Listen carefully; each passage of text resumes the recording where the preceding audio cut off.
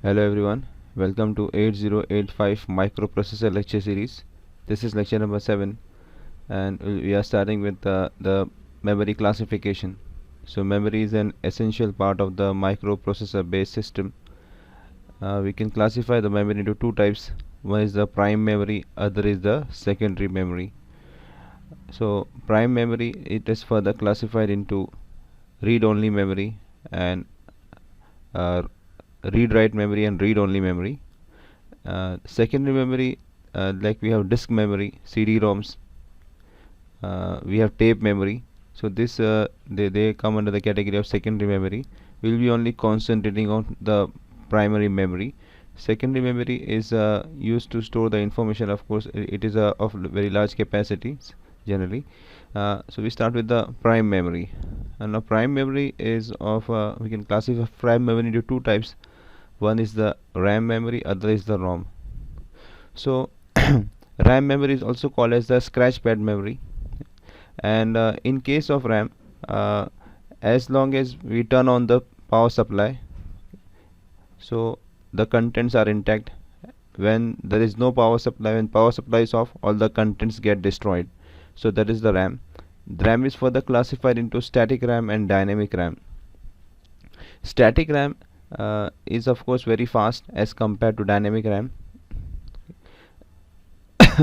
It is made up of it is of course a semiconductor material, and the cache memory is generally made up is of static RAM, is cache memory.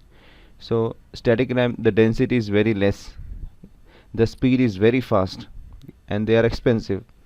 Dynamic RAM, they make up the main memory. The main memory is made is actually dynamic RAM. Now as compared to static RAM, dynamic RAM, they are slower as compared to static RAM, but they have very large density, so they are comparatively cheaper as compared to static RAM. Then we come to ROM, read only memory.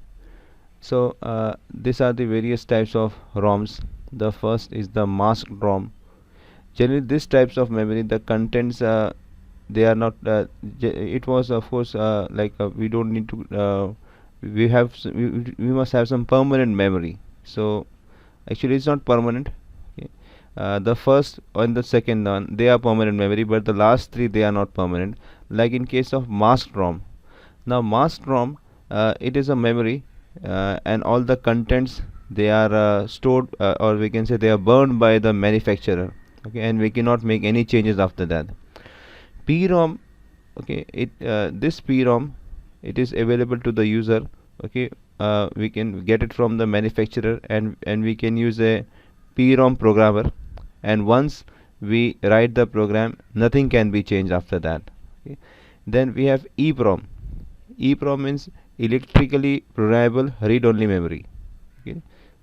So sorry, erasable programmable read-only memory is erasable programmable read-only memory. So in this case, in this memory chip, there is a small window, okay, over here, okay.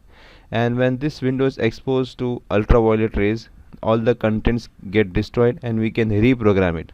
So this EPROM is erasable programmable read-only memory. We can erase the contents and reprogram it, but to destroy the contents, we need to take it out, and ultraviolet rays are incident and the contents get destroyed. The next is the EEPROM, electrically erasable programmable read-only memory. So in this case, we don't need to take out the memory chip. We can pass electrical signals and the contents can get destroyed, and we can reprogram it again. Then we have flash memory. Flash memory is in the sense, in case of EEPROM, the contents are destroyed at the register level, but in case of flash memory, they are destroyed at sector, or we can say block level. So it is faster as compared to EEPROM. So these are the various RAMs and ROMs. Now next we see the logic devices for interfacing, because we have to connect microprocessor to the external peripherals, input, outputs, and memory. We cannot just take out a wire and directly connect them to the peripherals. So we need some circuits. The first one is the a tri-state device, or the tri-state devices. So tri-state devices, they are used for interfacing circuits. This is how we can interface them. Generally electronic circuits, they have two states, either the output is 0 or the output is 1. But in case of tri-state devices, there is a third state called as the high impedance state. So there is a third state, high impedance.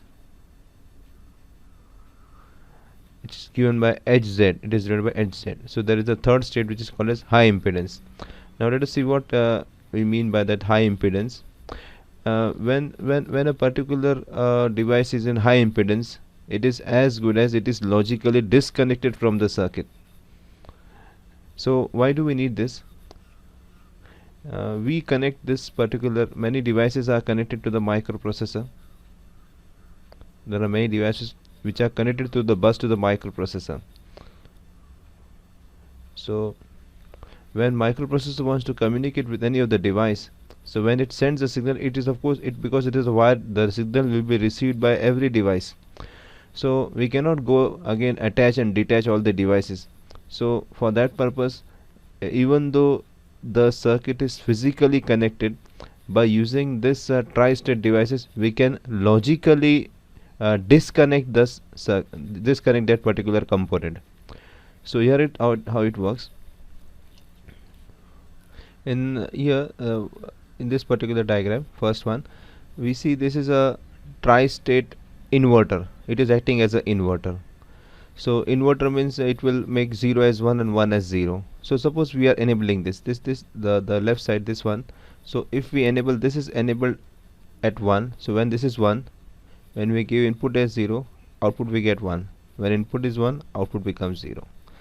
On the right side, it is there is a bubble here, so it means it is active low. So when we make this as 0, it will function as an inverter. So 0 1 1 0. Now what will happen if we make if we disable this? Suppose if we make this as 0, we disable it. So what will happen? It is as good as we are disconnecting. Suppose if we had some circuit like this, this is one circuit, okay, and here we had this particular inverter, and there is another circuit at this point. Okay, so suppose this is the input part, this is the output part. So if we disable this, so it is as good as we have logically disconnected these two circuits. Okay. There is no response. So it is if when you disable, it will just disconnect the input with the output part. So this is the use of this tri-state device. Then we also have tri-state buffer, as we have seen here. So what are buffers? Buffers, they are used to amplify the power levels or the current levels of a particular circuit. Okay. Buffers, they amplify the power. Now why do we need them in microprocessor circuits? So in microprocessor based circuit, we connect the microprocessor to varieties of output devices. Like suppose if we are connecting them to LED light, this 7-segment display. This is how a 7-segment display looks like. So we have there are 7 segments. This one 1 2 3 4 5 6 and 7. So there are 7 LEDs, light emitting diodes, and each LED may require some few milliamperes, maybe around 40 milliampere current to glow. And when we connect the microprocessor with this particular devices, okay, so it must for displaying 8, we need to provide that much amount of current. So every segment requires 40 milliamperes. So just 280 milliampere current would be required. That is far from the capacity of this microprocessor. So in that case, we need this buffer. So what the buffer does, it amplifies the current level. So here for 0, this is not a tri-state. On the left side, this is not a tri-state buffer. This is a simple buffer. The simple buffer, how it works: for 0 it gives 0, for 1 it gives 1. But remember that it amplifies the power level. It is not that we are getting to 0 0 1 1. So what is the use? Actually, it amplifies the current level, or it amplifies the power. Now on this particular side, on the right side, we have a tri-state buffer. So it is enabled at 0. When this is 0, we get 0 for 0 and 1 for 1. So it is enabled at 0. When we make this as 1, so it goes in high impedance and will not respond. Here we can see the pinout diagram of IC 74244. It consists of 8 buffers, such that the upper 4 buffers, they are controlled, they are enabled by this 1 G bar and the lower by 2 G bar. So it is a unidirectional buffer, and this is also called as the bus driver. This is in case of microprocessor systems, this is generally connected to the address bus, because address bus, they are unidirectional, they are used to drive the address bus. So in this input is here and we get the output here, and they are enabled by this particular 1 G bar and 2 G bar. They are active low. Then we also have this IC 74245. It is a bidirectional buffer, as this particular IC, the pinout diagram shows. There are actually 16 buffers, and one for each direction. So like here in this case, pin number 2 is connected when the input comes from pin number 2, it goes to pin number 18, and when the input comes from pin number 18, it goes to pin number 2. So for every this two pins, 2 with 18, 3 with 17, 4 with 16, there are 2 buffers each. So the data can go from here also and here also. It can move in both the directions. So there are actually 16 buffers. Only 2 are shown because we cannot show all the buffers here in such a small space. Now what about the direction? The direction control. Okay, so this is we can see the function table. So this function table can give us an idea of the working of this particular buffer. Like if we make enable as suppose 1, okay, this IC goes into high impedance, and this all operations are suspended. We can say they are as good as they are out of the circuit, so it won't function.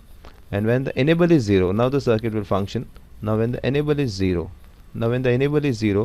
suppose if we make this direction also low, if this becomes 0. Now when this becomes 0, this buffer is active, this one is active now. Okay, this one gets active, so the data can flow from right to left, okay, from this part to this part. Now next, suppose when we make this as 1, we make this direction control as 1, so this buffer gets activated and this goes in high impedance, so this data goes in from left to right.